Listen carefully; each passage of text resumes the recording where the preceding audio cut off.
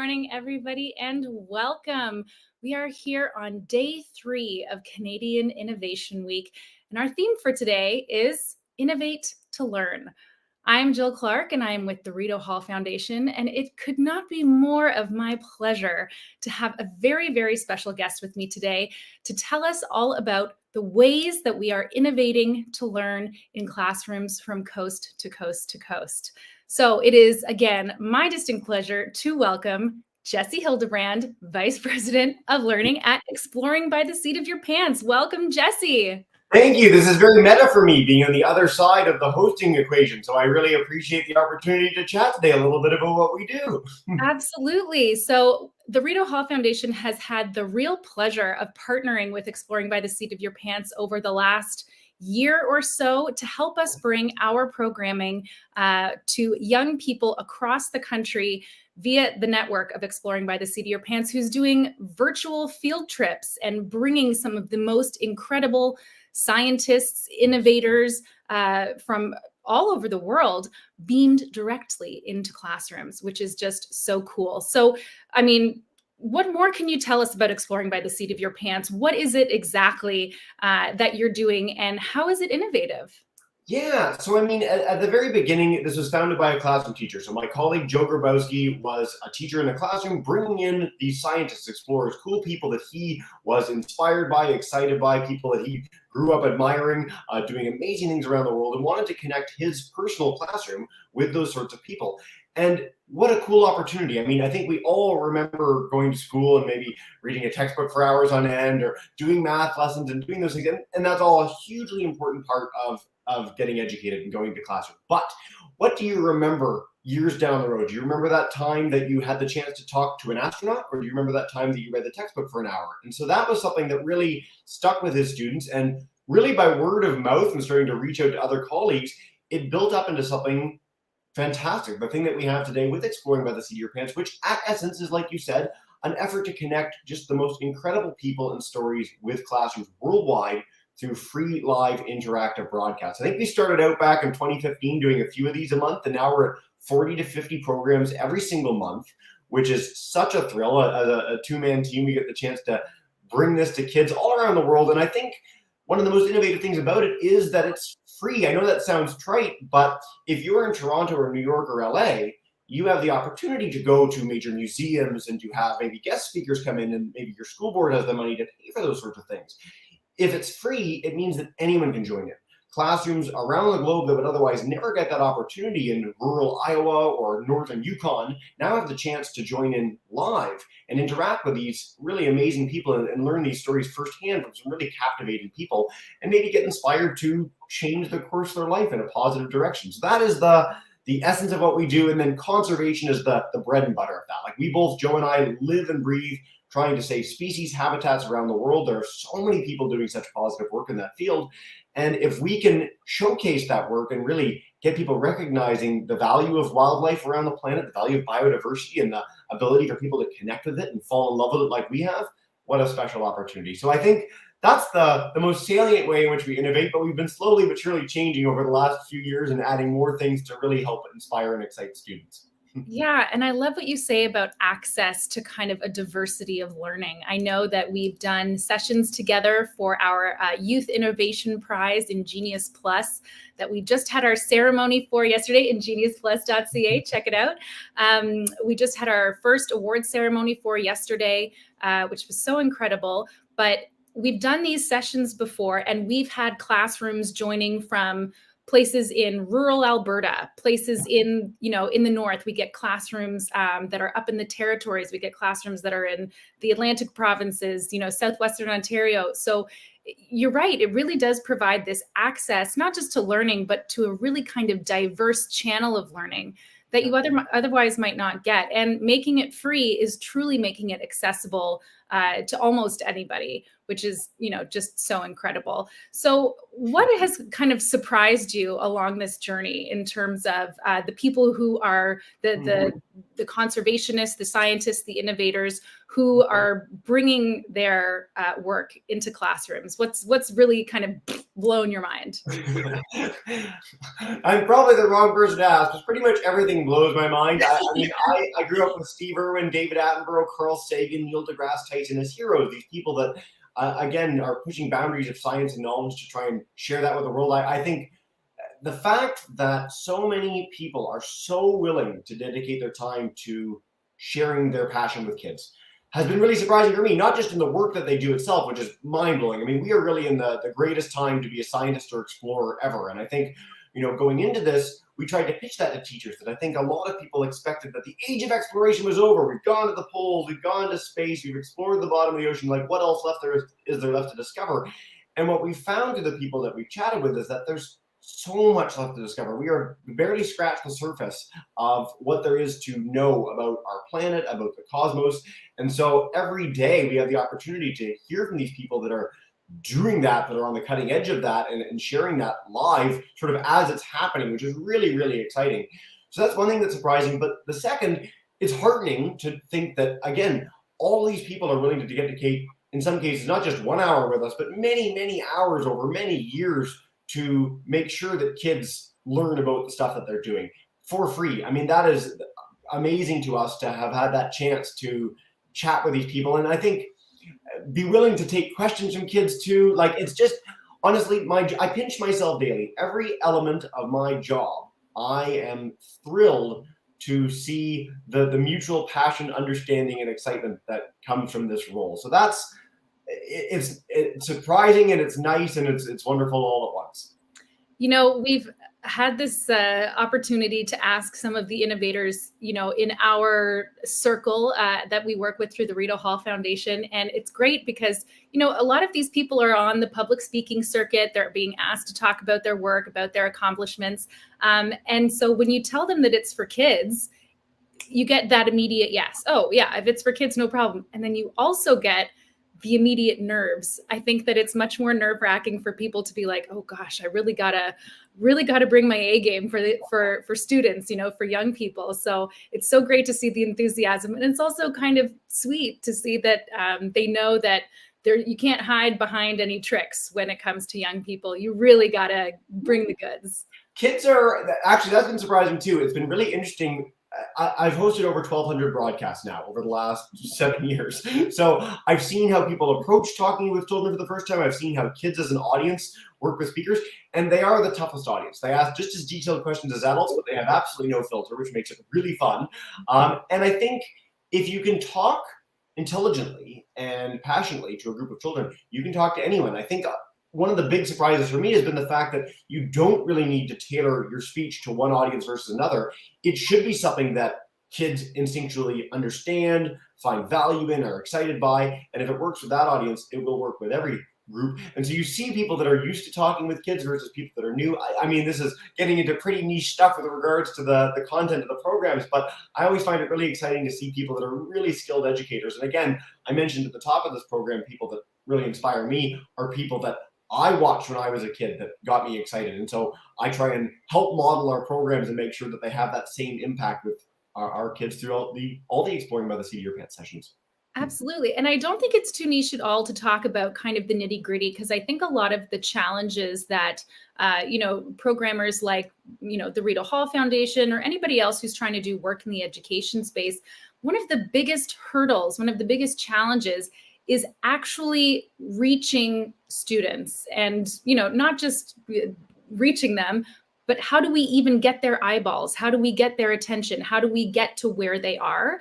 We're coming to you live this morning. We're using the StreamYard platform, which is something that a tool that we've both really come to love and adore. And it's been really instrumental, I think, in getting directly into classrooms. And you've built this incredible network of teachers. Tell us more about that.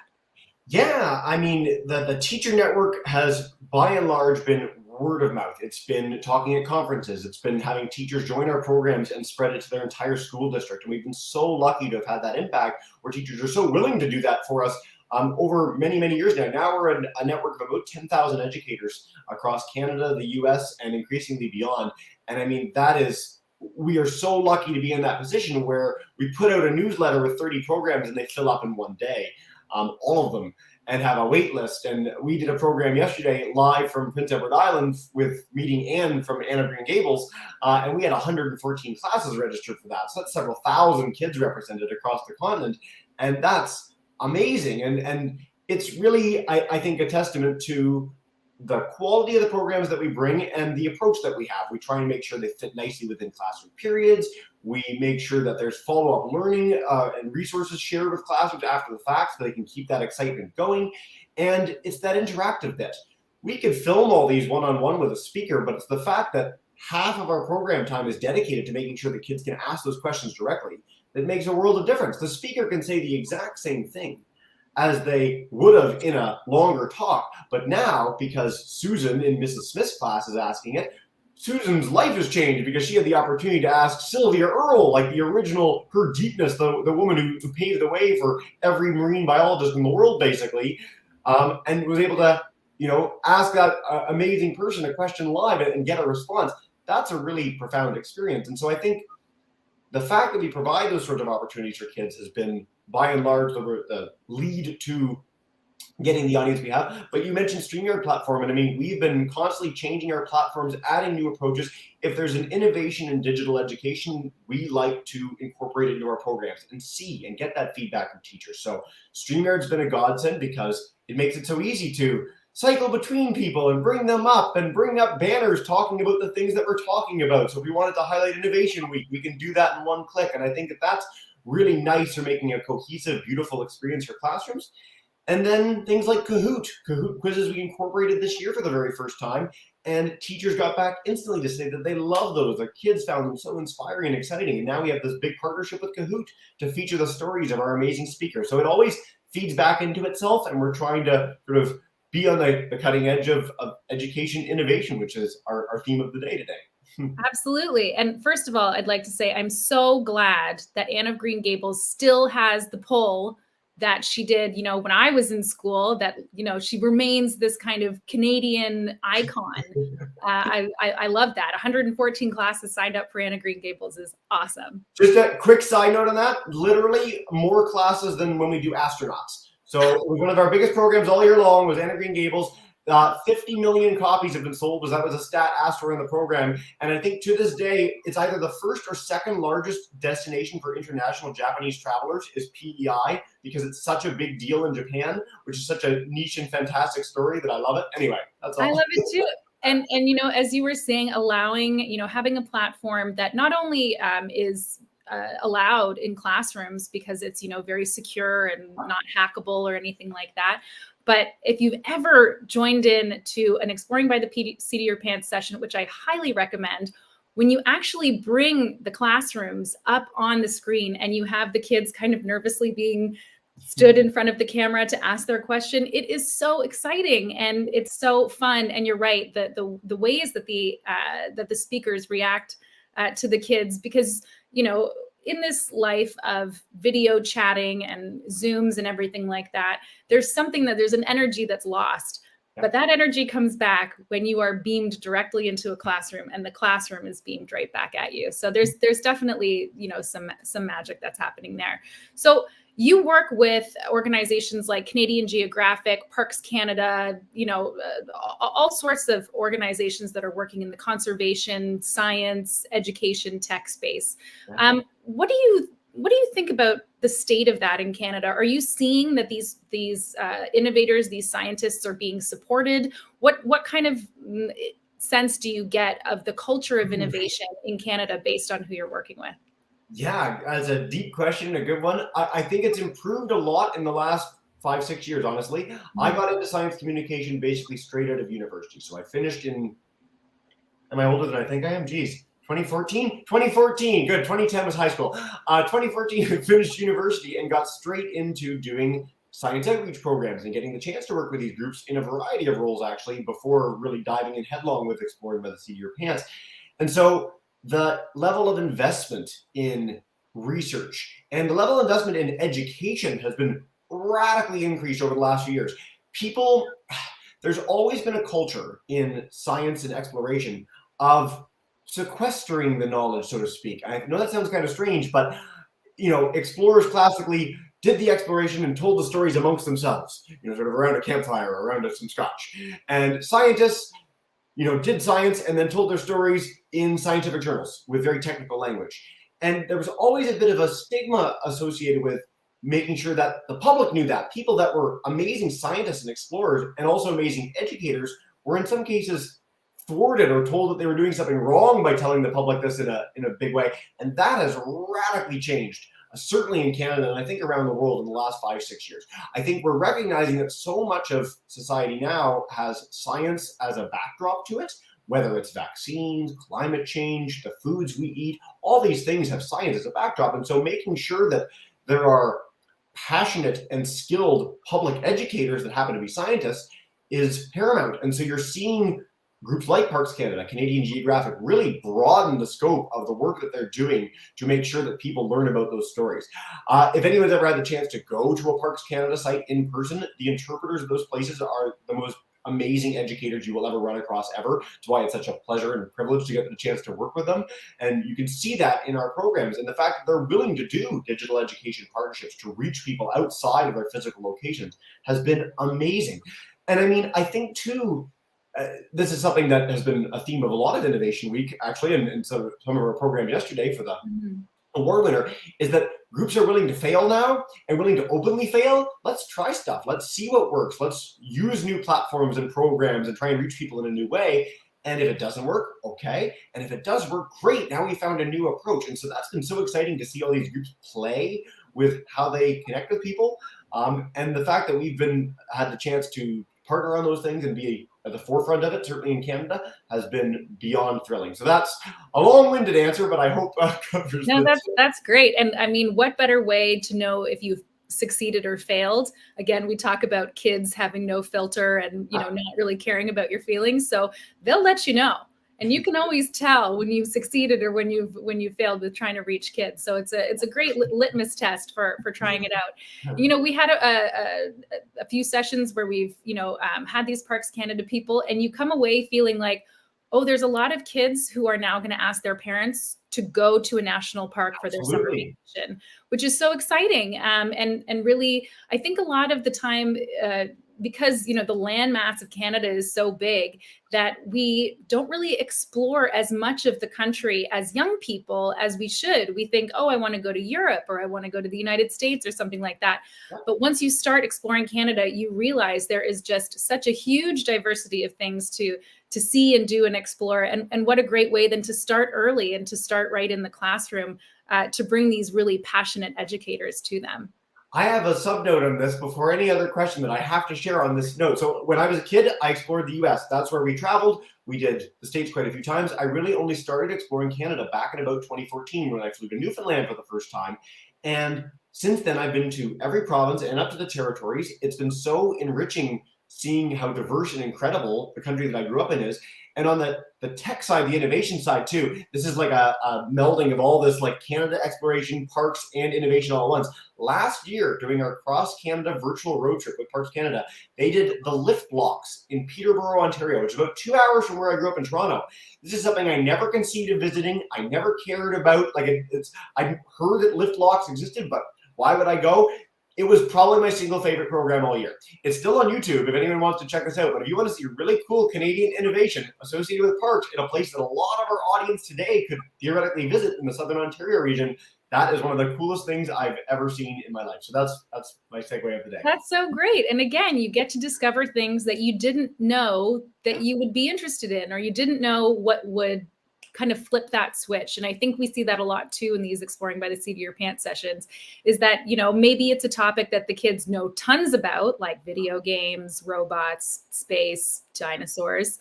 And maybe it's something that they don't know about. You do a lot of work with Indigenous educators as well, who are talking about making canoes out of birch bark trees and who are talking about, combining traditional knowledge with kind of contemporary science, tech education, things like that. So there's a lot of these kind of light bulb moments that must happen that is actually the turning point for a kid deciding what do I want to really focus on in school? Where do I want to take my passions, and what even are they? So those light bulb moments must, for you, just be like the best thing ever.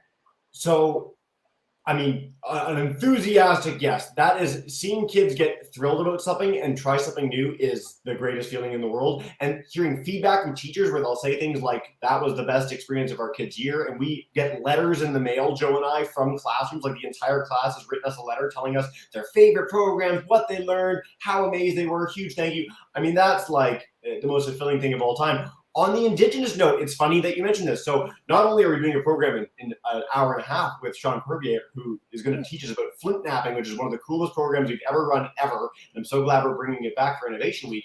But hearing kids echo back Indigenous languages across Canada for some of our Indigenous program series, like with the Downey Wenjack Fund, is amazing. Kids take so much from those programs, and they're up there with Green Gables. They beat astronauts. So Indigenous programs in Canada, when we blast those out, we get 80 to 150 classes regularly signing up for those programs. So that's incredible. We did a dance party, like a live, it was an Indigenous DJ. I can't for the life of me remember his name right now on the fly, and I'm so sorry about that. But he literally did like a dance, like with turntables and like whipping around, an incredible traditional dance. Every class was like grooving for 20 minutes. It was one of the coolest things we've ever done, ever. And I remember my own experiences as a kid learning a little bit fits and starts about Indigenous culture in Canada, and it was great. But I don't see how you can beat an epic dance party with classes around the world where you're joining in with them and with someone live who's a leader. It was incredible. Anyway. I mean, but you're so right. It's all about bringing it off of the page and into real life and into that kind of, we were talking about that energy before, that actually sticks, I think, with young people. So that's just incredible. So, I mean, it seems like you've already done a lot. I think, how many sessions did you say you've done? Something 100,000? I've hosted 1,200, and as an organization, we've done about 2,500. So like Joe and I pretty much split it equally down the middle, hosting since the get-go. I think I hosted the 5th or 6th program ever in the history. So I got involved from day one as sort of a volunteer for a while. But yeah, about 500 programs a year. We do. Crazy. I think we've got 40 between now and the end of Oceans Week on like June 11th. So Oceans Week, June 11th. Yeah, Oceans, yeah, I know. It's gonna be a fun time. Great cross promotional opportunity. So then what's next? I mean, you're doing all of these programs. You're connecting with some of the most advanced and exciting scientists and conservationists around the world. Where do you go from here? What's next? A few places. So one, conveniently, is starting literally in 2 days on Friday. We're doing our Global Biodiversity Festival for the 3rd year. So this is an incredible effort to bring together the world's top conservationists for the world's best virtual festival highlighting their work. So last year we did 150 programs in 3 days. So it was 72 straight hours of broadcasting with people from, I think, 70 countries. It was ridiculous. This year we're going a little lighter to allow for sleep time over the course of the weekend. But I still think we've got like 70 plus events in 3 days with people from all over the world, like the top leading conservationists, to try and inspire people to donate, to contribute to these causes, and just learn more about the work that's being done in such a positive way to make an impact in the world. So that's one, is these festival programs, uniting organizations that otherwise wouldn't have partnered and showcasing individual organizations in a big way, like our Parks Canada series. Second is Kahoot, aforementioned. So we've been incorporating these into programs, but now we've partnered on a group of 20 so far and many more to come. Educational games that can live forever, highlighting the passion of individual people, organizations that people can play. We find that play is a really effective tool for engaging students and getting them to actually learn and sort of internalize these concepts. And so whether it's space or biodiversity or oceans, we have a really amazing series of games that have been played 100,000 times in the first month and a bit. So we're beyond thrilled with that partnership. And happening right now as well, it's all on the go right now as we speak. Backyard Bio. So this is my baby, originally associated with the Global Biodiversity Festival coming up, but getting kids outdoors, getting that that action element as opposed to just watching and listening. And so we've got kids around the globe that go out all month of May long and go discover local wildlife. Go into your backyard, your schoolyard, literally the spider in the corner of your school classroom, take a picture or sketch it, and then share what you discover with others around the world. So social media, the iNaturalist app, which is an amazing tool, and direct classroom connections. We've got groups in Indonesia, Canada, the US, and England that go do backyard bio, and then they connect together again to share what they find and have kids being the leaders of the learning and inspiring each other with the biodiversity near them. Because as a Canadian, I find an orangutan really fantastic. And maybe if you're in Indonesia and there's orangutans around, you find a bison or a deer really fantastic. And connecting on that shared level of wildlife is so powerful. So we're going to keep trying to find ways of making sure that kids get inspired and then are committed to taking action and have the opportunity and resources to do that. So that's the present and the future of what we're doing alongside ever more great programs. That's amazing. It sounds like you're going to have to change the name of the program from Exploring by the Seat of Your Pants to Exploring by the Sole of Your Boot or something like that, if you're getting them up and moving. I think so. We can workshop it. You know what? It would fly better in the UK because seat of your pants is a very different phrase in England than it is in Canada. So we might have to take you up on that if we continue to broaden internationally. Well, honestly, watching you talk about all of this and watching the way that you clearly are just so passionate about it is always such a treat. Rito Hall Foundation has been so lucky to partner with you to help us, bring our great stories of innovation directly into classrooms and directly into the lives of young people. So Jesse, thank you so much. Thank you for being here with us throughout this entire Canadian Innovation Week that's happening all week. You can use the hashtag CIW22 to connect with us on any social media platform like ever. And we've got more sessions coming up this week. That's right. More sessions coming up today. We have the Governor General's Innovation Awards ceremony happening tomorrow. So there is no lack of ways to engage with us and to share your own stories of innovation. So Jesse, thank you so much for being with us, and we'll see you real soon. Thank you so much. Yes, we're doing another program in just half an hour. So I hope our folks that are tuning in now can catch that, and our one with Sean to wrap up the day. Thank you so much, Jill. I appreciate this more than you know. And good luck with the rest of Canadian Innovation Week. Thank you so much, Jesse. Take care. All right, bye for now.